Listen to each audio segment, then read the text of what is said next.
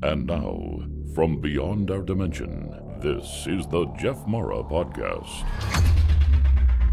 Here's Jeff. My guest is Byron Belitsos, award-winning book publisher, author, editor, journalist, and educator. He is trained in Zen and Tibetan Buddhism and is a practitioner in the Eastern Orthodox Christian tradition.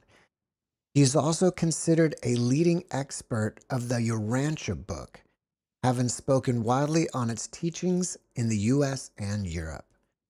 Byron, welcome back. It's been about 4 years, and it's great to have you again. Great to be back, Jeff. I missed you because our interview 4 years ago, you were about the best interviewer I've ever worked with. So wow, thank you. To be back with you. Oh, that's great. Well, there are probably many people here who have never heard of the Urantia Book, or they've heard of it and don't know much about it. So can you give us a brief overview? Yeah, I'd be happy to do that. I've been reading it, believe it or not, 5 decades. And it's really a big book, first of all. And I would caution people to not be daunted by its size. It's 2,096 pages. Why would it be so large? Because it is sort of the book about the universe, and it really is about the entire cosmos. And it's something that we needed because we were kind of lost in traditional religion, especially the point that the Urantia Book came through is in the 1930s, 20s and 30s, when the world was coming into a huge crisis. So according to what we believe, those who read it, the celestials had a lot of mercy on us because there was World War I, it was a big catastrophe, and there was a lot of momentum toward more destruction. So at a point like that is when revelation occurs. It seems that throughout history that great intervention, divine intervention happens only when there's an obvious need for it, right? So it isn't done gratuitously. It's done when the need is great. And that's what a parent would do. A parent would let you have some freedom.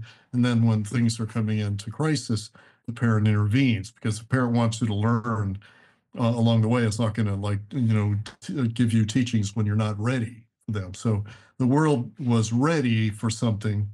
That's my view. It was really ready for this download at that time. And so it really reached its peak. The teachings in the Urantia Book were completed just about at the end of World War II. And so it's a teaching to humankind with a strong focus on Christianity, but it's for all the world's religions. And its basic teaching is God is bigger than you think. The universe is much bigger than you think.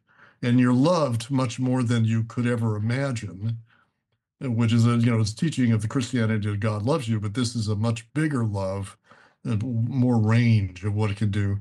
And the Urantia Book is just one example. That's in book form, but there's many things, many ways that God can be God for us, that is what God's supposed to do, which is to be beneficent, to be omniscient, to know us and know what we feel and know our needs. And so I think the Urantia Book is something that fills the intellectual need, but also prefaces for you your emotional needs, your spiritual needs, your psychological needs.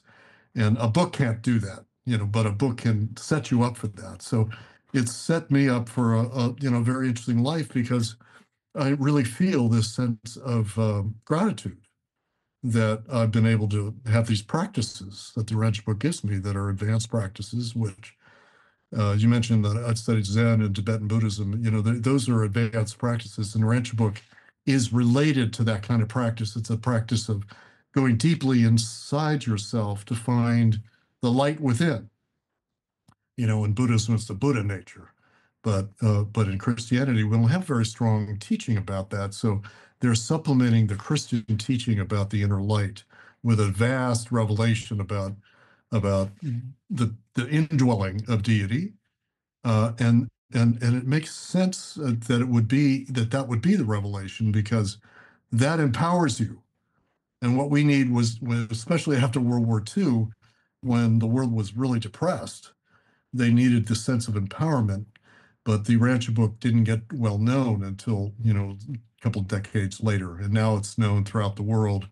There's about 1 million copies have been distributed, and it's in 27 languages, so it's getting to be much better known. Would it be simple to say that basically the book was channeled by a patient of two medical doctors? There were two medical doctors. There were a married couple. Hmm. One was a pediatrician, and the husband was a kind of a psychiatrist, surgeon, kind of an all-around physician and genius. And the wife was genius too. So they were the right couple to do this. And there was a patient that was brought to them that was channeling in ways that were unknown, because it happens that Dr. Sadler, the husband, was an expert about channeling, because there was so much, people don't realize this, but there was a lot of channeling back then. We have a lot now, but they had a lot of it back then. And there was a trend in the late 19th century, and actually in England especially, but also the United States for sure, of big time channeling. Theosophy with, Blavatsky, that was channel work, but there's a lot of small time channels, and people that were doing psychic readings, but they were channeling beings, right? So the reason I say that is Sadler was one of these scientifically trained people of the era that thought that was kind of nonsense, and he went around literally trying to debunk channelers.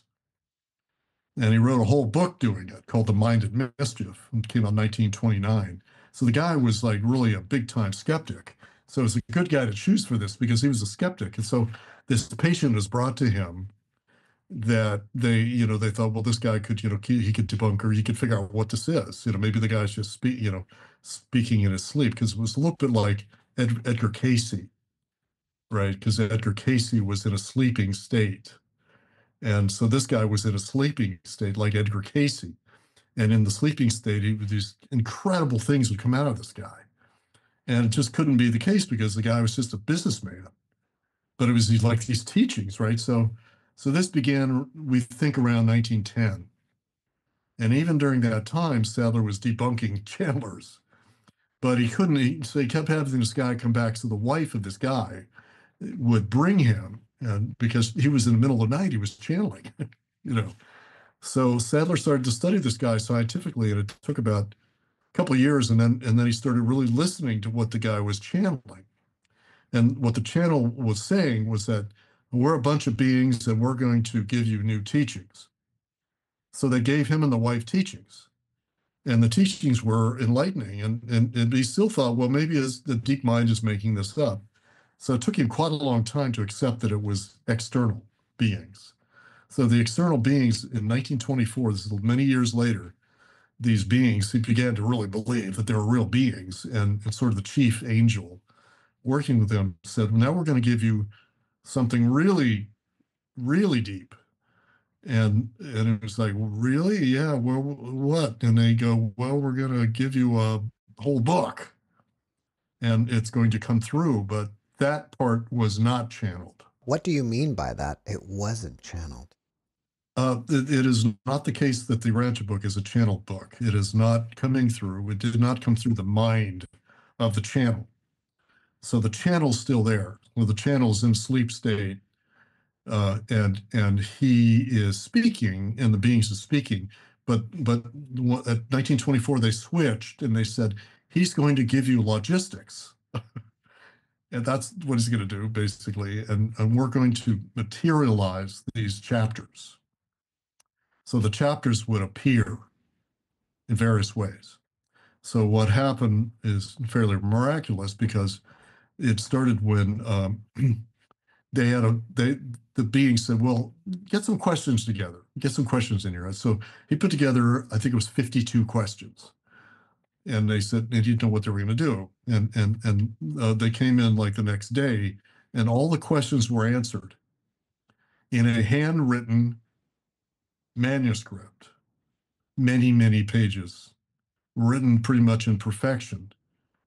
And there was no way that anybody could write that, because it was the next day. So in other words, if it was on the desk of the channel, right?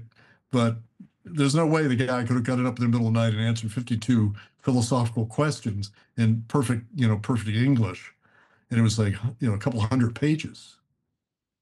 So they just couldn't believe it. So they brought in a handwriting analyst, a couple of them, and they said, well, this is not this guy's handwriting. And so the expert said it's not his handwriting, but everybody was like marveling because this guy was a businessman. He was working on the Chicago Stock Exchange. This guy has no interest at all in this type of thing. So that began this thing, and then soon thereafter they began to have these appear. So these chapters would appear on the guy's desk, handwritten. When he was he channeling ETs or angels? It was angels, but we call them super angels. They were higher beings, and the beings come from sort of higher worlds, not sort of local beings like angels that surround us, which they do, of course, but from higher worlds, because the Urantia Book is about, a lot of it is about these higher worlds, because the higher worlds are in charge, right? So when you got a planet like ours, there is governance coming from the universe, actually. So, we have our own governance. We have the United Nations. Well, there's like a Star Trek governance out there. And the governance is the planets have governance between the planets, like in Star Trek, right? So there'll be galactic federations. But this is the higher worlds governance. This is actually God's governance, like in the Bible, right? So God governs the universe. But these are the high beings that actually carry out governance, and they made a decision that this planet needed a big revelation. So those beings in that, really, you can think of it as from the center of the galaxy. So the governance of the galaxy, higher worlds, said those people down there are in a bit of trouble, and we're going to give them an epical update about the universe and about their planet and about Christ. So that is who was speaking. And in particular, there's sort of the chief angel of our planet, right? So think of there's millions of angels, seraphim and cherubim, but there's a chief, right? It's not just anarchy. So the chief angel is like the governor general of the whole planet, of the angelic sphere. So this being is named Melchizedek, right? So that's in the Bible. We know about that from the Bible, very cryptically in the Bible. And he has a first name. That's like the last name. The first name is Macaventa. Macaventa. Melchizedek is a type of angel that is a very high angel, super angel, that is an educator angel. They're like educators of whole worlds, right? So this guy was in charge of it, along with other of his order, and these high beings, including very high beings, I'm going to talk about in a minute, who come from the center of the universe, wrote this thing, and then they downloaded it miraculously onto these handwritten, literally written by an angel, right? There's an angel writing this thing. And then later the chapters would just appear. They would appear in a safe. So and this went on for 20 years. So there were 196 chapters, right? So it took a long time. So they download the chapter, they would read it, and then they'd go through the channel and they'd say, well, what does this mean? And what does that mean? We don't understand this, we don't understand that. So they would download a second draft, right? So they get second draft, third draft, answering the human questions. So the human questions shaped it somewhat.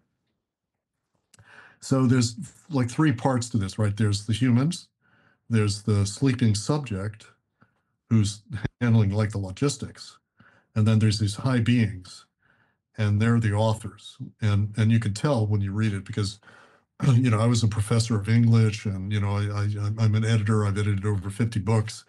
No human can write like this. It's just like so advanced and so well written and so readable.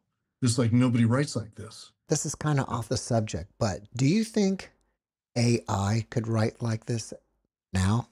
That's a cool question, and it's really interesting, because I'm getting ready to write an article about that. So it's funny you ask, because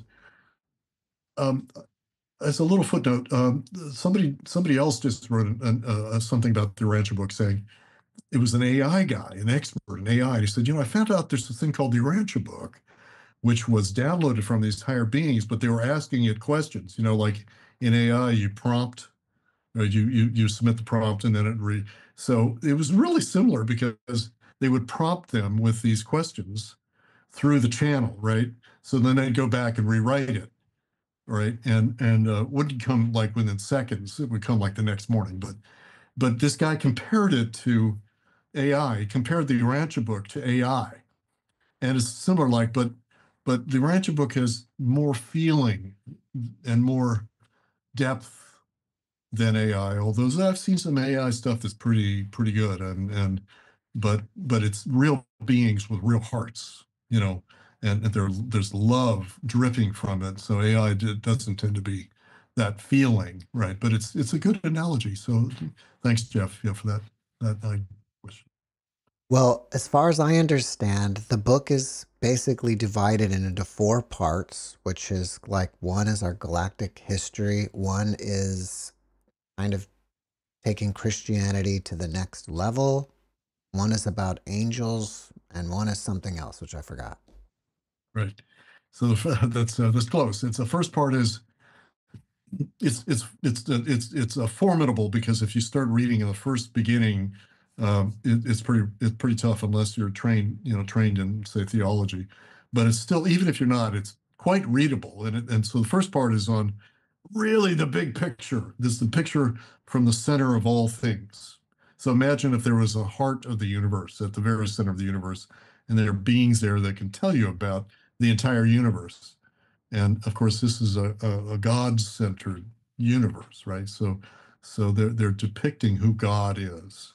Now, you've heard about God in the Bible and here and there, but this is a much more kind of high and inspiring and also pretty intellectual rendition of who is God, right? So God is actually comes in three. There's a Trinity, like in Christianity. So it gives that description. Then it said, well, what is the background for this? Well, it's this huge cosmos, and it has like two big parts.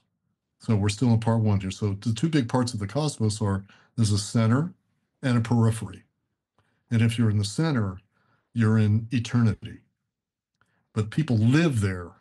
Beings live in eternity. They're eternal beings. They've never been created. They've been there forever. God's been there forever. But they're like citizens of heaven that have been there forever. They've been there forever. And there's high angels and high beings that are there that have functions throughout the universe, including creation, right? So it tells you about all those kind of beings. It tells you about the central universe. And it's my favorite part, really, because how wonderful to know that there's a center of all things. So that's part one. So part two is about the local universe. So think about, Christianity. Christianity is basically there's the planet and there's God and heaven and some angels. Well, this is 2,000 years later, so we have a much bigger universe. So it depicts this bigger universe with millions of galaxies. So part two is about this local universe, and a local universe in the Urantia book is 10 million planets, inhabited planets.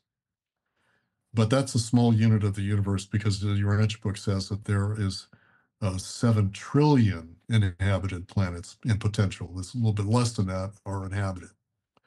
So a galaxy is, there are galaxies that are uninhabited and there are galaxies that are inhabited. So it tells you about our local galaxy, which is inhabited. It's like our Milky Way.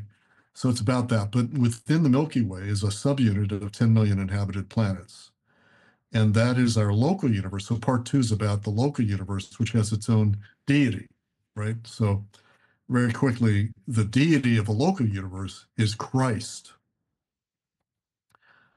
So if you're a Christian, you would think, well, Christ is like the second person of the Trinity, right? So Christ should be in the central universe. And it's true, because Christ comes out of the central universe. He comes out of so in the central universe, remember I said there's a Trinity there, right? So the Son of God in the Trinity is eternally there, but Christ is a stem from that, is a son, and he comes out of the central universe, but he's not eternal. But he's very, very, very, very old because the universe is much older according to Urantia Book than according to the Big Bang. So he was sent out here, and he has a female wife, consort, not truly a wife, who's the female deity.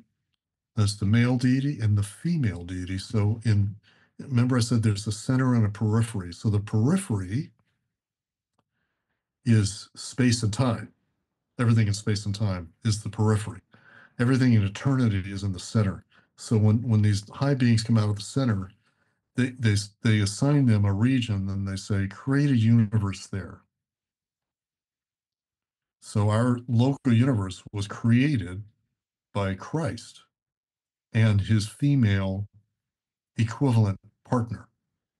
So instead of just Christ, it's male, female, and they're the creator. They're creator deities. But the universe is very, very big. So if you have millions of inhabited galaxies, that'd be a rough thing to administer. So you have to have subunits, right? So deities for the subunits. So part 2 is about the subunit that we live in. Then part 3 is on the history of our planet. And the name of our planet is Urantia. So we have this history. We know some of our history, right? We know there was ancient Rome, and then we know that there were pyramids, and we know that there was Islam and Buddhism, and so that's there. But we don't have our prehistory. We don't know much about anything before Sumeria. So the Urantia Book gives you the pre-Sumerian history in great depth, great detail in part 3. But it also has, believe it or not, it's like hard to believe.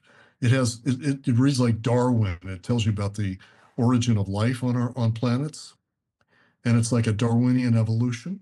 So it's evolutionary in a Darwinian sense. So it actually tells you about the implantation of life on our world, and how from single cells, all these animals came, plants and animals, and then later humans. So that's in part 3. Then part 3 also tells you about the current issues of the planet, including even politics, and then tells you about the future. So that's part 3. Then part 4 is the best part. The part that I suggest people read is the life and teachings of Jesus according to these high beings. So it's kind of a profound thing. And I invite Christians to try it out because everything that's in the Bible is in part 4, just about everything. But it's like 10 times more info in detail. So imagine the life of Jesus, 30 pages, Gospel of John, right? Imagine that 10 times bigger. It's even bigger than that. And it's 750 pages on the life teachings of Jesus, and also the missing years of his life as well, and his teachings in great detail. So that's an overview of the whole thing. Isn't Jesus's birthday like August 21st or something, according to Urantia? Yeah. That's when Urantia people celebrate Christmas. And so it states, in other words, the dates in the Bible are known to be artificial. It actually was, set by the Roman emperor, right? Constantine, I believe it was Constantine set this date, but they don't know the date. So, but the Urantia Book, that's one of the things Urantia Book does. It gives you the details, like he actually was born on this particular day, and details about the mother and the father. What about Joseph? People know nothing about Joseph, right? And tells you anything you can imagine about these details. And also, since it's almost Easter and we're right upon it, we should maybe talk about that. It tells you, the final week, of his life, it's got like 150 pages. In the Bible, it's like 3 pages. So it's a lot, and it's a tremendous reading thing to read. Does Urantia teach people how to connect with these beings that this guy was originally or initially channeling? And if so, have you been able to contact these beings? Yeah, I have a little bit. It's not anything like the story of the original contact, but it's once you kind of learn about it, it's easy to invoke and understand, who and what you're talking to. these beings are so present. And, mystics and, anybody in your audience who has had an NDE, for example, how close they are and how much they love you and how much they care to interact, right? So, in my case, there are Urantia channels now. They're current contemporary channels. And through them, we have dialogues, although that's disputed by many. But I've been in these, and you can feel the presence. I feel their presence, but I do not have verbal contact. But a lot of my friends have verbal contact with a wide variety of beings, including this guy I mentioned at the outset named Makaventa Melchizedek. And that's a very important thing for people to know, is that Makaventa is really in charge of our planet and wants everybody to know that, and to know him and to try to connect to him. And I've had my own interactions with him, mainly by feeling, and but sort of through channels. So yes, and it's a big invitation, because look, it's like your family, right? But it's invisible. But they're not distant. They're not, they're not busy, and they're not too busy for us. They're here for us. So the general answer is yes. How do we connect with him?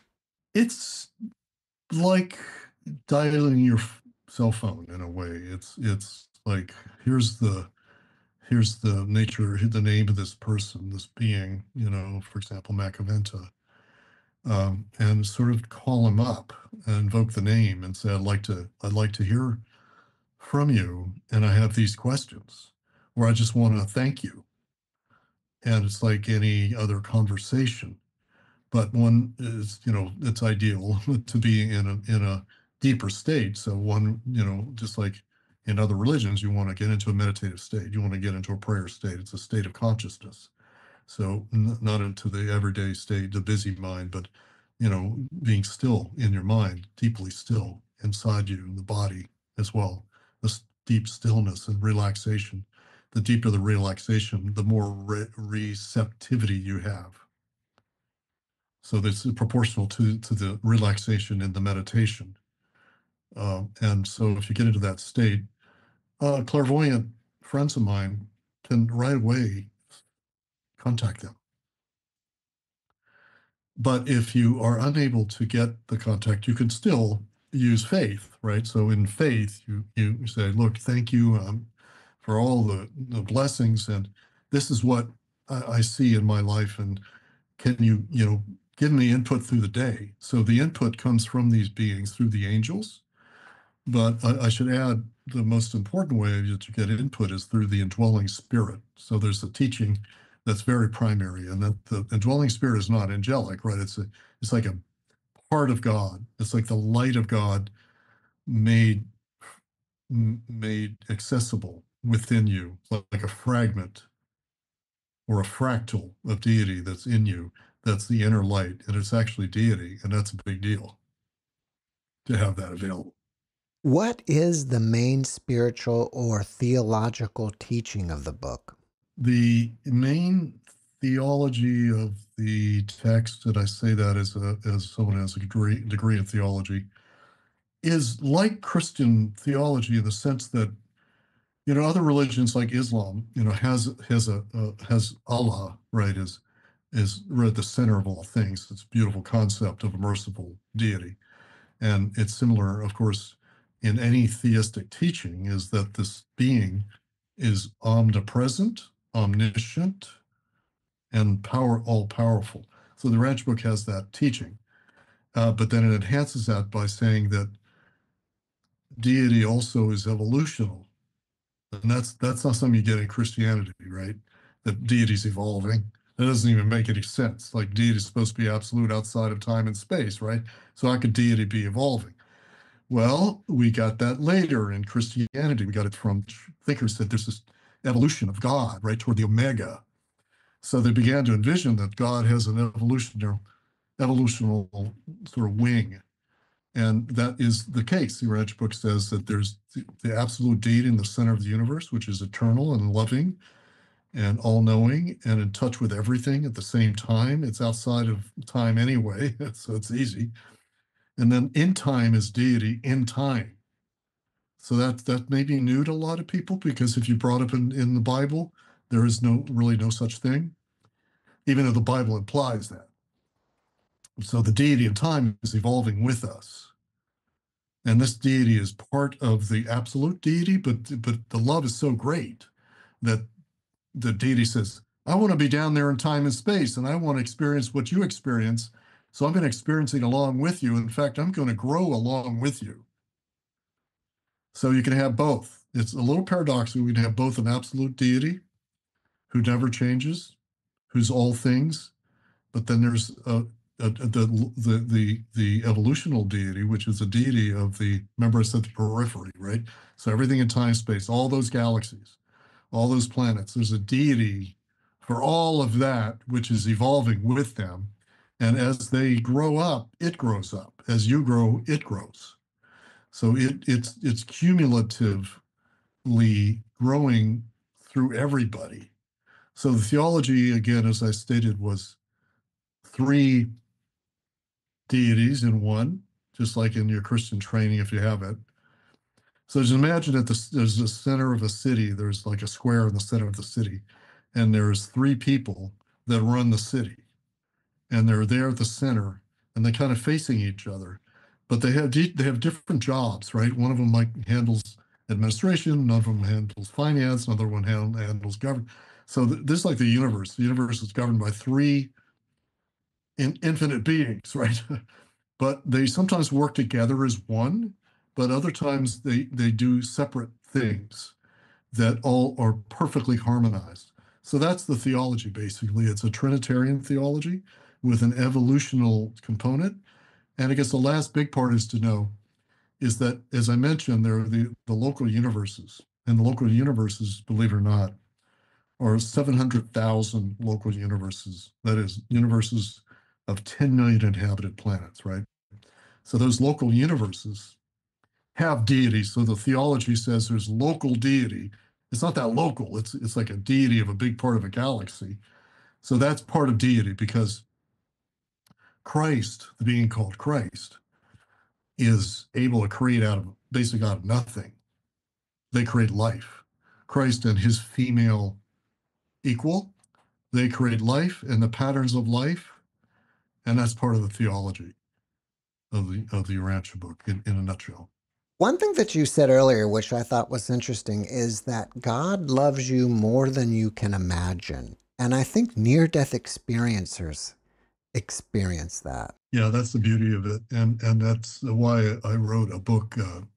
Last time I was on your show, Jeff, you recall, I'd written a book about NDEs and how it relates to the Urantia book, because I had an NDE. I had a mild NDE.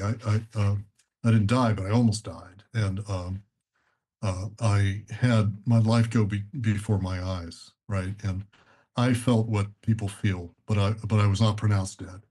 And I felt so I've experienced this love, and also the life review, right? So the what people, as you know, obviously better than almost anybody, people feel this love, and the beings are with them, but it's permeated by love, mercy, and infinite, sort of light, right? So the Urantia book, it totally agrees with that. But any good scripture agrees with that, that the heavenly realms are a loving place. And by the way, there's no such thing as a hell per se in the Christian sense. And so the Urantia book is, it's worth knowing that part 2 and 3 of the Urantia book is about heaven, also the heavenly realms. And so in NDEs, they tend to be about the local heavenly realms, but they don't go into the much higher worlds. And the revelation of the higher worlds is more rare in the NDEs, but many mystics have gone into the higher world, much higher worlds, right? And so NDEs tend to be more local, and it's enough. I mean, it's enough to know there's this realm. It's extra dimensional realm, and you're being taken care of. And in that connection is an important Urantia teaching is, well, what about evil? when you get up there, what if you've had this life of trauma? What happens when you get into the afterlife? Well, just like we're learning with NDEs, you get retrained and you get redemption and you get healing in the afterlife. And the Urantia book is all about that. It's much more detail than I've ever seen in the NDE literature about the afterlife. The original Urantia book came out at a time when there was a lot of stuff going on the world. Like we just, as you said, we finished World War I. It was just before World War II. I would say we're in a pretty rough time at this point. And how does the Urantia book deal with that? So that's a great question, and it's something that's on the minds of everybody, and certainly Urantia people have this in mind, like what is next in terms of the Urantia revelation? Because that came through, in the last century, in the middle of the last century. So we need an update. So what is believed by many is that, as I mentioned, there are channels in the Urantia movement who are getting updates. But that's disputed by Urantia people. But I want you all to know I've published 7 books on it. So I'm kind of invested. And I've been with these channels. And what they're generally stating is that this is like the end times of the Bible. And the Urantia book already, tells you that there's a kind of an end time, but it's not like a mythological end time like the Bible is. It's a modern version. Like imagine taking the book of Revelation and then framing it for the modern or postmodern, right? It's going to have some science in there. It's going to be up to date on what's happening on the planet. And it's not going to have these, scary images that you have in the book of Revelation, which is primitive, right? So, but it is saying that it's the end of the age. What is meant by an age? Well, the Urantia book has in part 3, remember in part 3 is on the history of the planet. It's actually also about the history of any planet. So any planet has ages. Why does it have ages? It has ages because everything that evolves has periods. So we are not in sync with a typical planet's ages. It's typically a fairly smooth transition from hominids, because every planet has an evolution. Then there's early humans, humanoid. Then there's a period of conflict, warfare, primitive, barbaric. Then there's civilizations, right? So at a certain point, you get a you get incarnate beings, and the incarnate beings teach civilization. So a typical planet has incarnate beings early on that teach the arts of civilization at a world capital. So imagine that you have a world capital where embodied higher beings are teaching you how to sow, how to cultivate agriculture, how to do metal work. The primitive people are taught these things in a world center. Well, our world center was destroyed. So this is the other reason the Ranch book is kind of long and complicated. Sorry to interrupt you, but where was the World Center? Yeah, so the World Center is stated and revealed to have been on the Persian Gulf, on the coast, in I think that would be present day Iran. If I'm not right, it was not Iraq. I can't remember, but it's that area where they came down on this coastal area at the mouth of the Euphrates and Tigris rivers, right, where they come up there. And they they incarnated 100 beings, and it sounds very far out, right? So these beings come down and they build the city, but they use the help of natives, right? So the local natives, the Aboriginal natives, are brought in and are trained, and building, bricklaying, right? So they're firing bricks. They're learning how to do that, and they build the city, and so it's a city. It's a capital city for the planet. So a typical planet would have a capital city from its most primitive times that's there for the whole history of the planet. So we had such a capital city for a very long time until we had the Lucifer rebellion. So I'm getting a little bit off from your question, which I'm almost forgetting your question, but what was your question? My original question was, where are we now? In order to know where we are now, where we're going, we have to know where we came from. It's like anything else. You got to know the history to know the destiny of it. So the history, as I was just narrating, starts with this first event. It's the first epochal event. Epochal meaning divine intervention event. So the planet had a divine intervention event, something like what Zecharia Sitchin tells us. So a lot of your readers probably have read his book, his very important books. He says about 500,000 years ago, the Anunnaki came here. So this is similar. This is not called Anunnaki, but it's like the Anunnaki. It's like some off-world beings come here. But his depiction is quite negative. They're exploitative. This says they were benign, so it differs from Sitchin. And we can get into Sitchin later if you like, but it differs from Sitchin in that they were benign, but then they had a rebellion. So Sitchin, if you happen to know this, he says they had a rebellion of the humans. They spliced together the humans, right? And made them into slaves. And then the slaves were enslaved for, thousands of years. And they had a rebellion about 200,000 years ago. So the Urantia Book is the same timeline. About 200,000 years ago, there's a rebellion. So he's like impersonating the Urantia teaching with this kind of weird off-base, to me, off-putting idea that we were created as slaves. But the Urantia Book says we're created in the image of God, right? It's pretty like the opposite. But the rebellion was not the humans. So in the Bible, the humans rebel, like Adam rebels, right? So if the humans rebelled against God, that means your humans are kind of bad. So that's where you get original sin. And that's where you get Catholicism. You're bad. You're born bad. You're born bad to the bone. You're born with original sin, right? So the Urantia Book is a correction of that. What happened instead is that the angels rebelled. How could the angels rebel? That sounds ridiculous. How could angels rebel against God, right?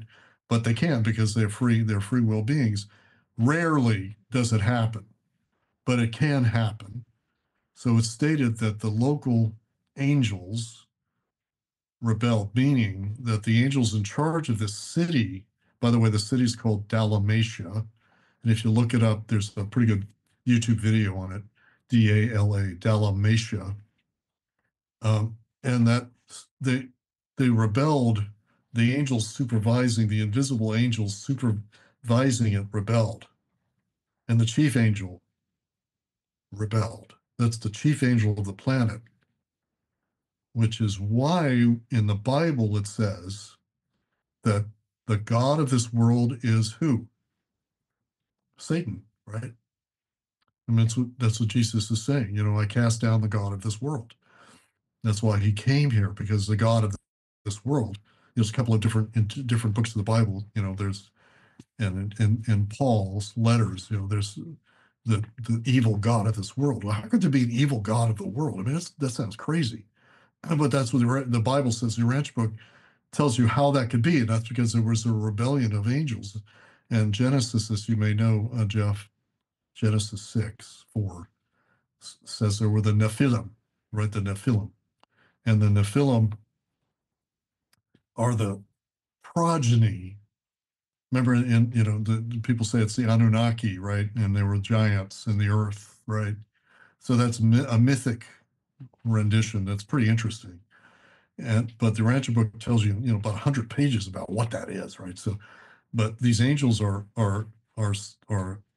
lesser angels. The chief angel is the chief angel of the planet that I mentioned. He's on the dark side. So you're in trouble when your angels are on the dark side. And but not all the angels went to the dark side, but the majority of the angels. There are different types of angels. That's bad news, man. Your angels, so that's why the Catholics say that there can be possession, because in the Bible, as you recall, there's people possessed by demons. Like, how the hell would there be demons? Why demons? Well, because they're angels that fell, that became dark, and they possessed people. And Jesus was the only person that's ever been able to, exorcise them just by looking at them, basically. So he was here to show God's in control here, but your planet slipped out into the darkness.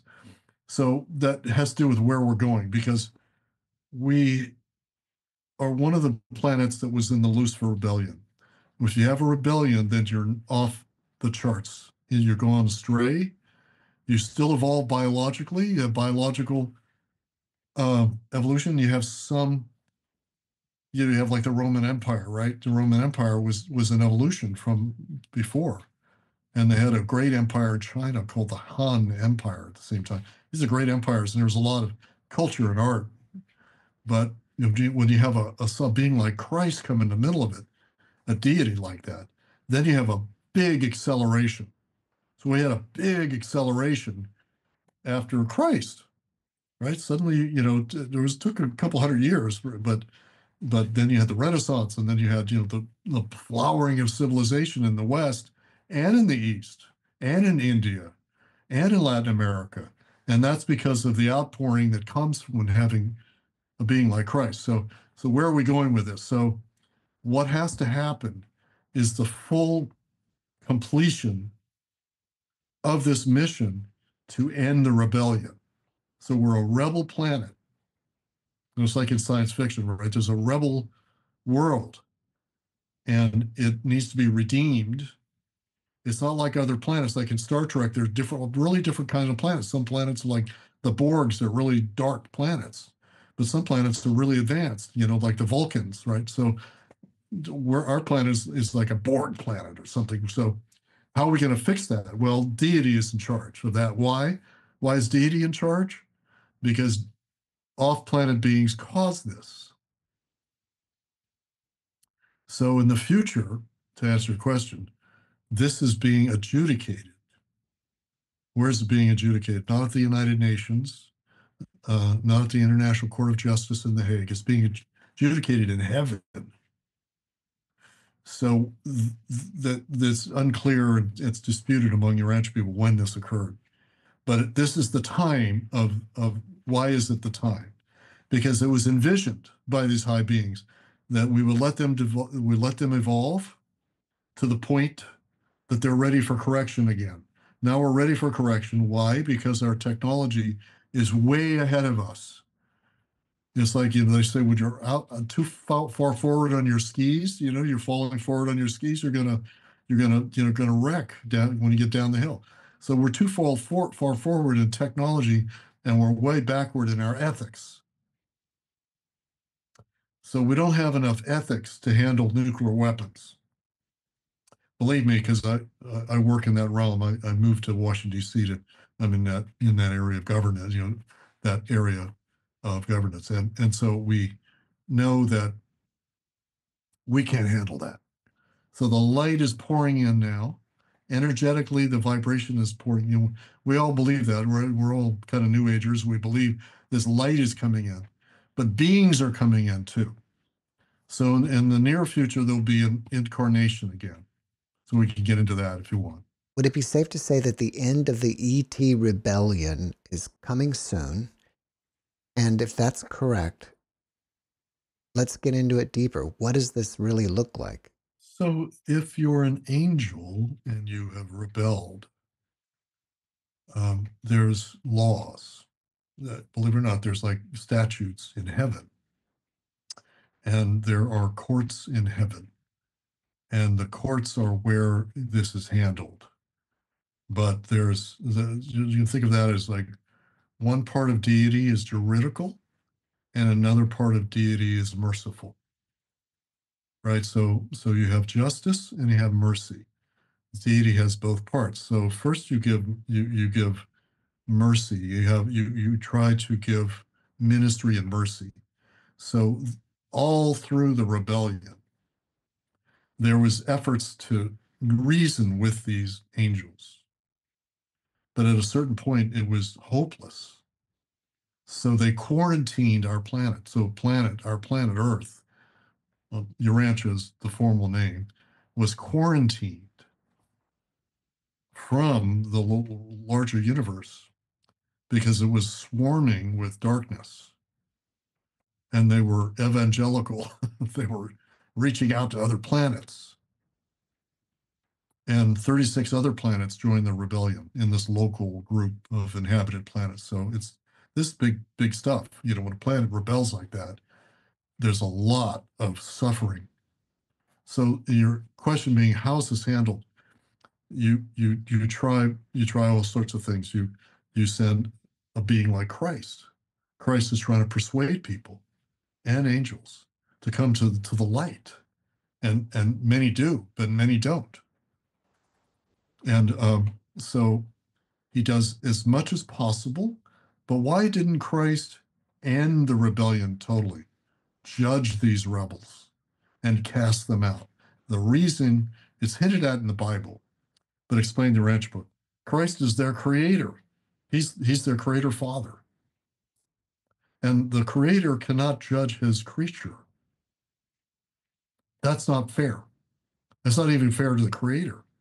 You have to have a third party that does juridical, literally like juries, and like an NDE, right? Because in an NDE, there's beings that know basically in perfection what you've done in your life, right?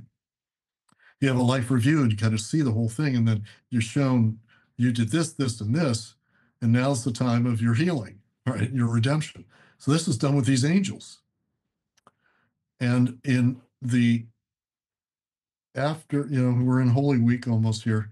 So after the death and resurrection of Jesus, we had the Pentecost. And at Pentecost, there was they kind of put out the order to these dark angels.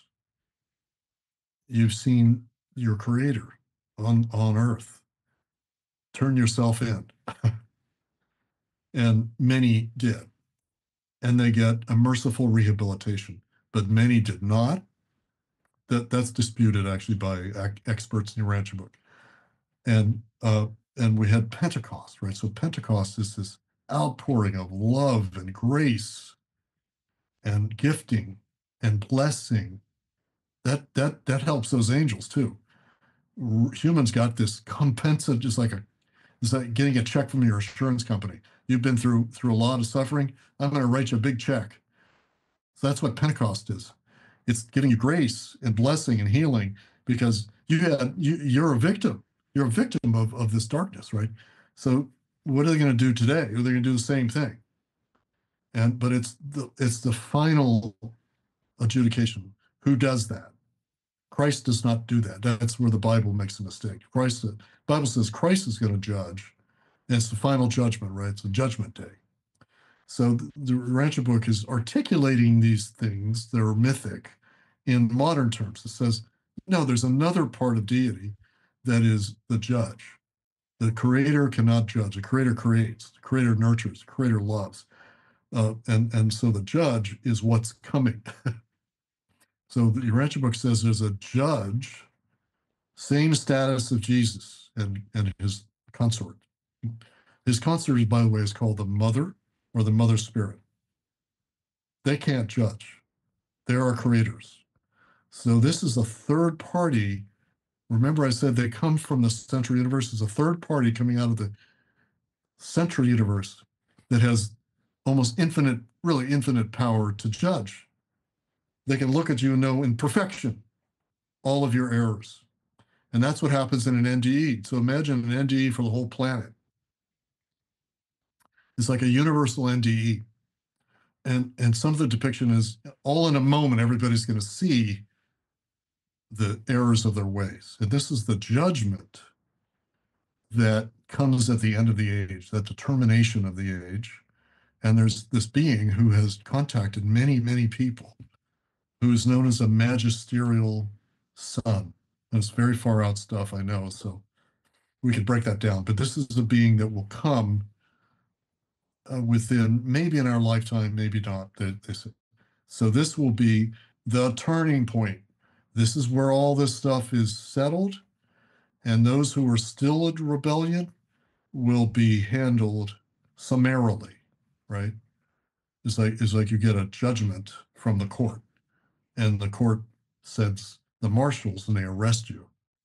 So they will be removed from. So this is a massive thing, because we have a lot of darkness in not only these angels, but these elites. I mean, one thing you got to realize, that the elite is sort of like when the British went to India, they found elites in India and they made them run India, right? So they're running India on behalf of the British, but they were exploiting their own people, right? So we have the same thing. We have like the central banks, they're exploiting the people, and they're in alliance somehow with these dark forces. That's a kind of dark idea, but I think it's true. So they're going to remove and judge those elites, humans, that have victimized us. But they're going to be given a full hearing. There's full justice. Is there anything we should do to get prepared for this? Yes, sir. It's co-creative, and this is an enhancement of the Bible, right? The Bible says you're in connection with deity who loves you, right? Right. So then you're in faith, and you're practicing the golden rule, and you're trying to grow the church, or you're trying to grow the body of Christ, let's say. So you're engaged with that. So this is in a bigger picture. You're co-creating the future of the planet. So there are pods of people who are working on this, invoking what we call the adjudication of the Lucifer rebellion. They're asking for it, and they're prepping for it by actually doing some of its work. So here's an example. I believe that the International Criminal Court, the ICC, the International Criminal Court, is a reflection of what's coming, right? So, the International Criminal Court, based in The Hague, they indicted both Hamas and Netanyahu, right, as war criminals. That's the work that the higher beings want us to do, because that's what they're going to do. But they're going to do it in perfection. So, but it's pretty easy to see that Hamas and Netanyahu have done awful crimes, war crimes, crimes against humanity. But there's all kinds of other crimes. There's like the crimes of health insurance, and the crimes of other wars that should never have been fought. Those are crimes. So that has to be, trying to stop wars, trying to improve the health of children, like that's a good one. It's absolutely outrageous that children should be sick in these ways and obese. Trying to fix that. That's what heaven wants us to do. So basically, by doing the will of God and loving others, you're prepping this and making it come, because it's remedial. Yeah, it is remedial, but they want you to do everything you can humanly do before they're going to intervene. And what we see, I think, is that they have given a lot of latitude in the last, say, 30, 40 years. And a lot of people have grown a lot by trying to fix this. And most of my friends, to be honest, a lot of my friends are reformer. I'm here in Washington, D.C. A lot of my friends are reformers, and everybody's like throwing up their hands. Like, I was at a demonstration on the mall here in Washington, D.C. It was really big. last weekend, really big. But I'll tell you, there was desperation in that. You know, you could feel the anger. It's like helpless. And so that's when the divine comes in, when you're helpless. Remember I said, you know, a good parent waits until you're helpless. They don't do it for you. They let you try and you grow because you that's the whole point of the whole thing anyway. You're growing by being in adversity. And you're making your soul grow by trying and figure this out. How do you figure this out? Like I spent my whole life as an anti-war activist. So I've grown through that, but you know what? It's not any better. So at that point, deity says, okay, they've done their best. And now we can come in. What about ETs? Because it appears that there are more sightings than ever nowadays, and many people think we're getting closer and closer to open disclosure. Yes, thank you, Jeff, for asking that. And this is a big piece of the Urantia equation as well. It's a big piece of everybody's equation because it's so in your face, so to speak. Because you know the whole world saw the drones, right? Like a couple of months ago. I mean, what they're doing is they're trying to show, hey, you know, look up. We're up here and we're here. And this is what angels are doing, but it's invisible, right? So what we Urantians believe, at least I believe, is, and it's kind of obvious, these are higher planets that are more advanced, planets that were not rebel planets. And those planets have mastered interplanetary travel. I mean, it's like Star Trek. It's like Captain Kirk is coming here to help us, but he can't intervene. It's a prime directive. But my view is that the prime directive has been rescinded now. Because why? Because this is an urgent emergency matter. This planet cannot fix its problems because we didn't cause it. Higher beings caused these problems, and they need mercy. Mercy says, you've done your best. Now we're going to help you. So the ETs are enrolled in that. And it's we've had channelings, branch channelings, where there's an ET on a ship with angels. They're working in cahoots with these angels. And they can see them because they're extraterrestrials that have more advanced vision. They can see these angels, right? So they're working together. But the ETs can do something angels can't do. ETs can come physically here and do certain things. For example, ETs can hover over a nuclear weapons silo and shut it off. Do you know about those incidents? Yes. And that's not something angels do. But that is a huge message. We're here, and you children, now we're going to turn off your toys, and we're going to give you a lesson. You can't shoot these things off.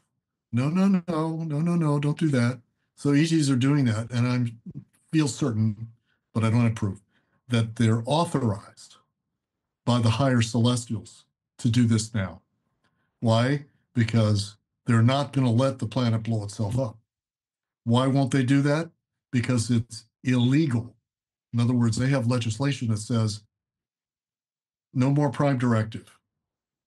No more prime directive. We're going to intervene and stop this because it's so evil and it's not their fault.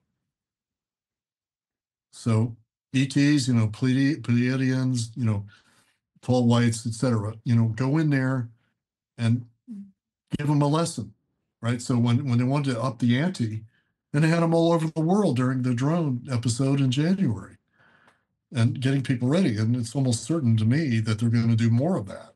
Many people talk about the ascension.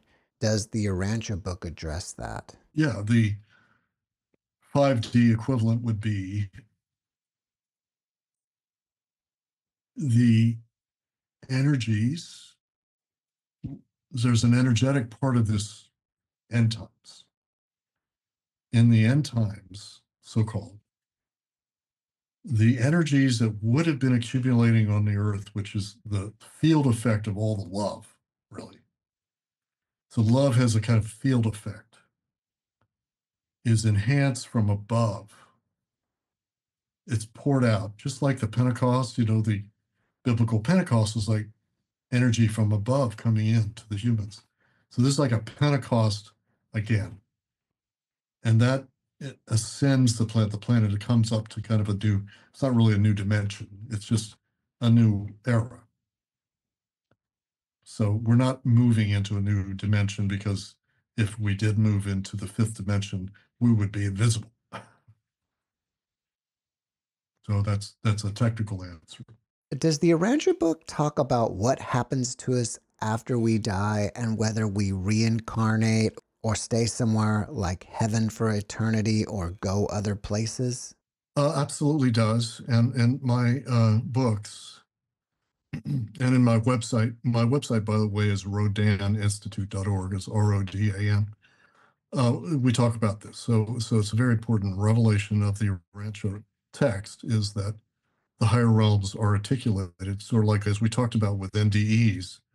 You see the higher realms, but you don't see the really high realms, right? So seventh heaven and sixth heavens. So this is sort of the first heavenly realm.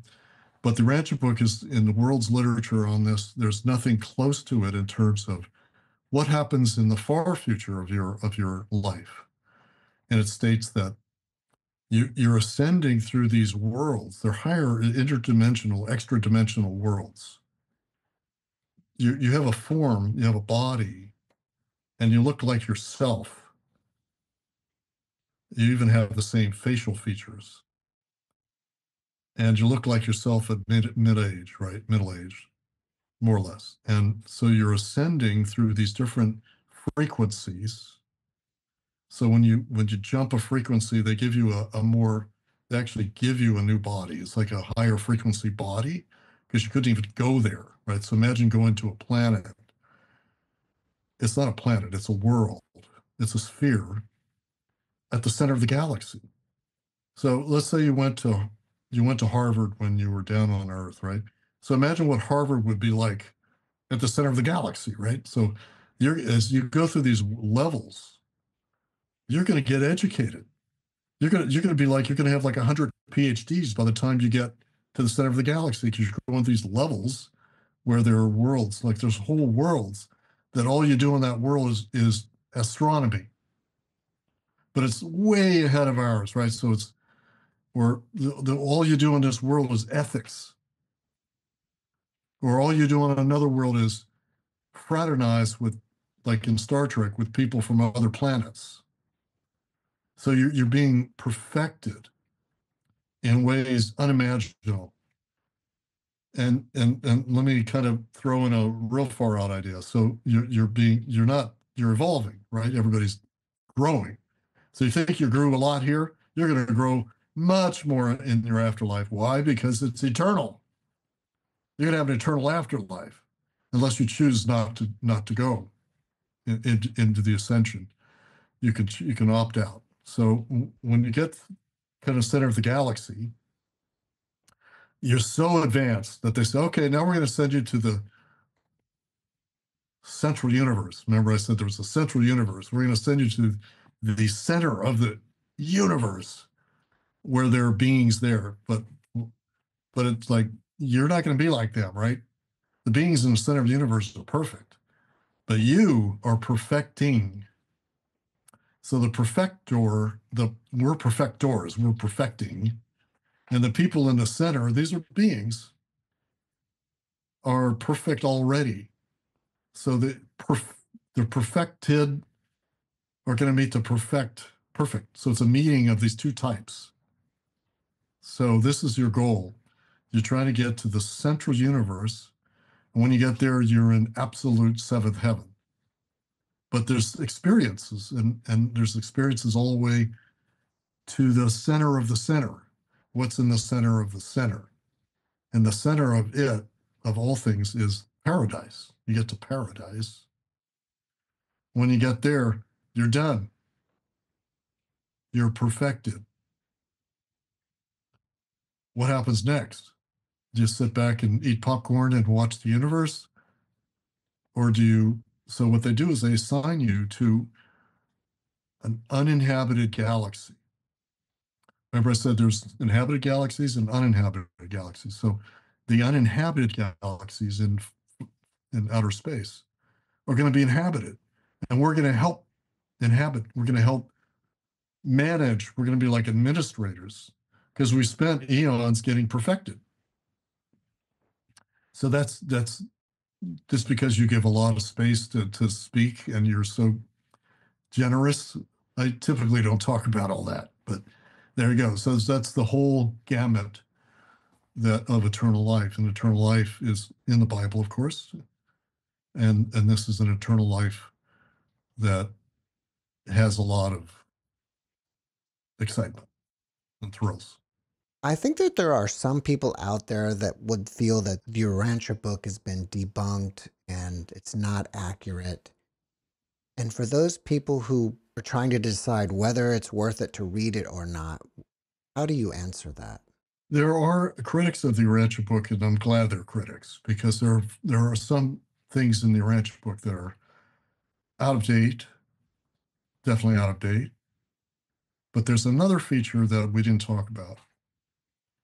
The mandate of the revelation said, use human sources up to the minute. In other words, at the time that these papers are being downloaded, these chapters are being downloaded, imagine these celestial beings are reading everything written on that topic by humans.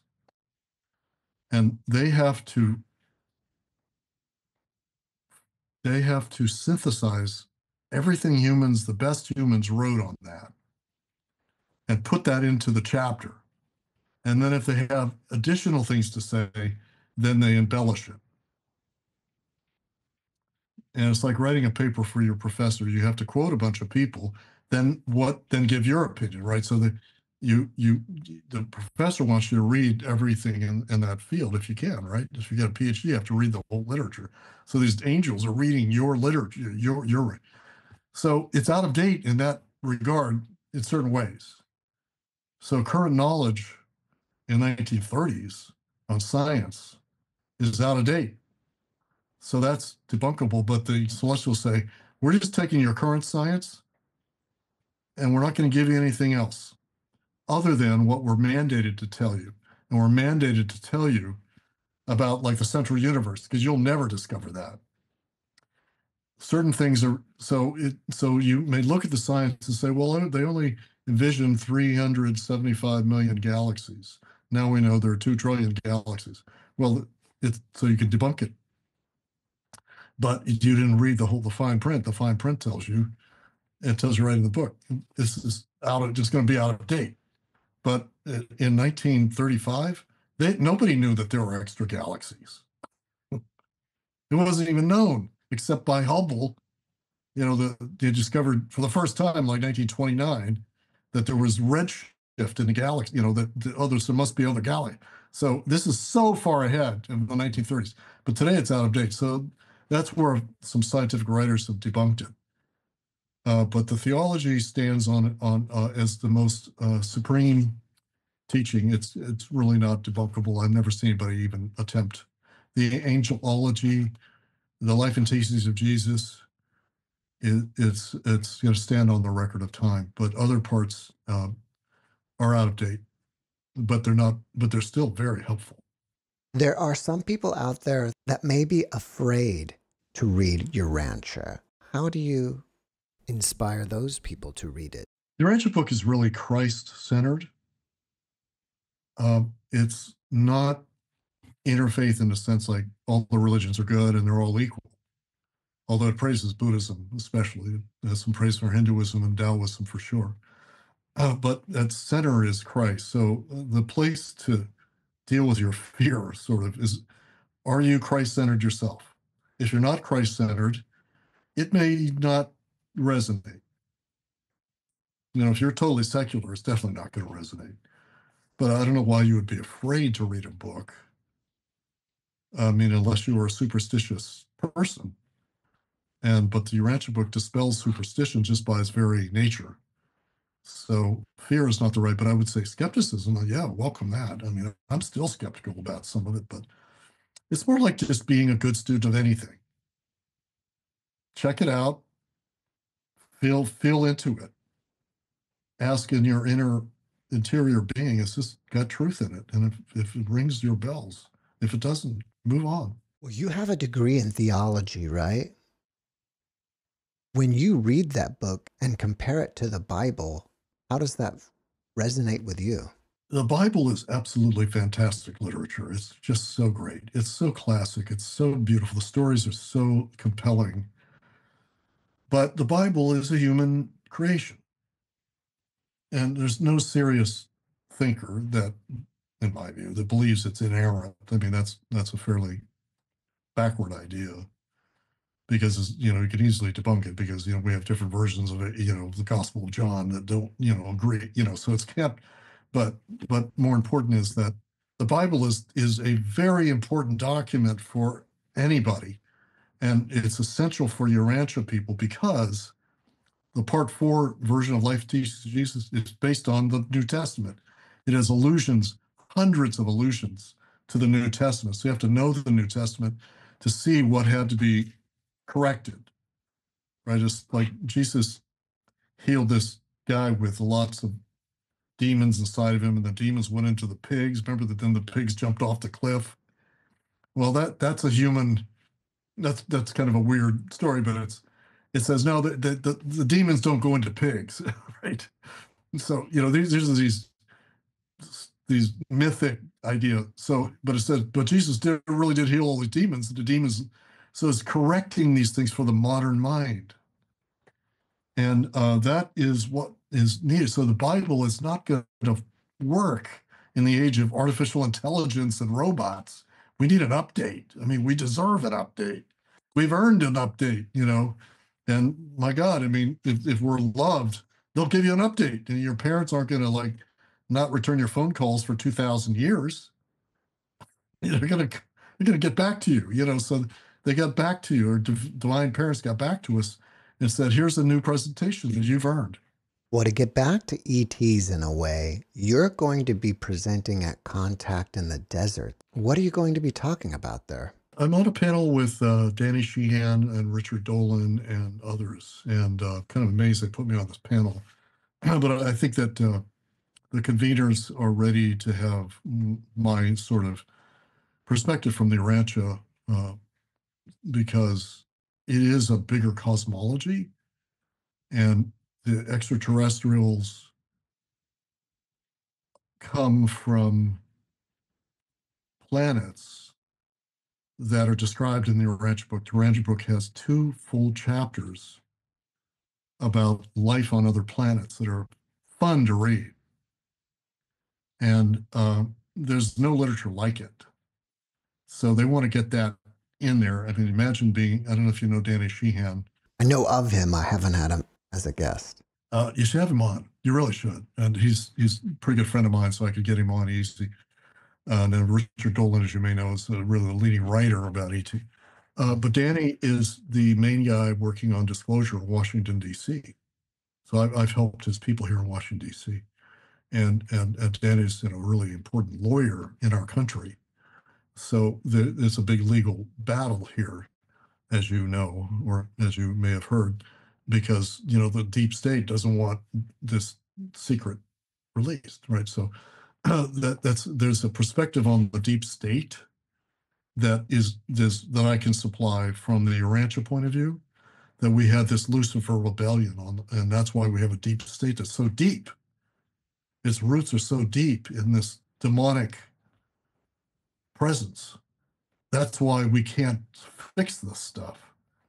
And so it's not just like, oh, push it, it'll fall down. It's not like that with the deep state. You need to have ETs helping. You need to have angels helping. So I'm going to bring that perspective to Contact in the Desert. And actually, I'm writing a book about that as well, coming out soon. You have a couple new books out titled Truths About Evil, Sin, and the Demonic, and FYI, Reason and Revelation. Where can people find out more information about those? Thanks. Yeah, at my website is rodaninstitute.org. And for if you're a little bit more scholarly, I have a site called Urantia Book Academy.org. Both sites have the books. UrantiaBookAcademy.org or Rodan, RODAN.org. Yeah, and of course they're available Amazon, etc. And the truths about evil, sin, and the demonic are for people who are more philosophically inclined. But reason and revelation is probably the best essays ever written about the Urantia book, and they're introductory. So I really suggest people get that for an introduction to it, reason and revelation. I have an earlier book, the one you interviewed me about 4 years ago, is called Your Evolving Soul. And it's really probably my best book. And it's on the psychology of spirituality and how the soul grows. And I'd recommend that too. Byron, before we wrap it up, can you leave us with a last positive message? I think the main message is really the gospel. It's what we call the updated gospel of Jesus. And at its heart is the brotherhood, the siblinghood, the sisterhood of humankind. We're one big family. We are one family because we are all created in the image of God. And to realize that, look within to the indwelling of our Father and Mother God. And because of that, use the golden rule. Treat everybody the way you want to be treated. And if you do that, then you will realize the brotherhood, the sisterhood, and we'll have world peace. And that's what we need right now. So tune into that any way you like through whatever religion. The spirit's within you. The gifting is far more than you can realize in this lifetime. And that takes deep meditation, deep relaxation, and a prayer and being with the spirit. So I'll just leave you with this is the wish of your divine parents, that you commune with them any way you think of it. Just relax into it and lean into the love that's present all the time. I'll just leave you with that. Byron, thank you for your message, and thank you for being my guest. My privilege and honor. Thank you so much. I really enjoyed it. Thanks for watching the JeffMara podcast. I really appreciate you. Another way to show support is through YouTube memberships. And if you do, there are loyalty badges and other perks depending on your level of membership. All you need to do is click the join button underneath the video to find out more. Thank you for your support.